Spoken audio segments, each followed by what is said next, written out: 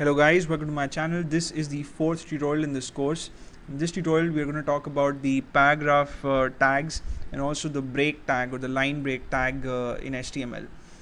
Right, so I've saved this file already. It has the name tutorial-4.html, and on line 1 I have the doc type declaration.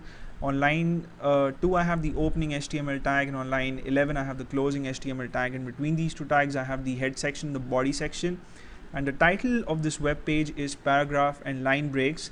And in the body section I have two paragraphs, and of course I've used the p tag, and this is something that I discussed in the first tutorial in this course.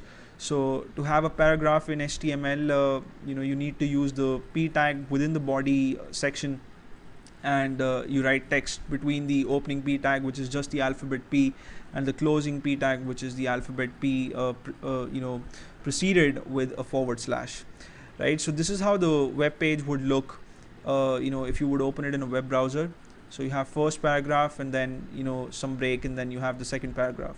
Now let's say you do not have a separate paragraph for the second paragraph, right? So what I'm going to do is I'm going to get rid of this paragraph, opening paragraph tag here, and also the closing paragraph tag here. So I'll save this file now, and I just have one paragraph. And as I said, HTML is white space insensitive. So all this white space between the first paragraph and the second paragraph is not going to show up in the browser. And I'll just refresh my page here, and there you go. You see that you have first paragraph and then second paragraph displayed on the same line. Now let's say you want these to appear on different lines, but you also do not want to have a separate paragraph. So the way you do that is by using the line break tag or the BR tag, and it's one of the most popular tags in HTML, and it's the cutest tag too, if you ask me. So all you have to do is have the less than and the greater than symbols, and type in BR between these, a space and a /. Right, it's as simple as that.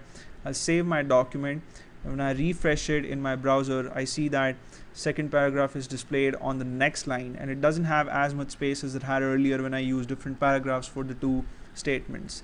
Right, so these are two of the most used tags elements in HTML, and we'll be using them extensively in this course, and I'm sure if you make a career in web development, you would use them a lot in the web pages that you make. So anyway, I'm going to see you in the next tutorial now, in which we'll discuss some more features of HTML, and I hope you guys had fun watching this tutorial, and you may subscribe to my channel if you haven't already. See you in the next video. Till then, take care.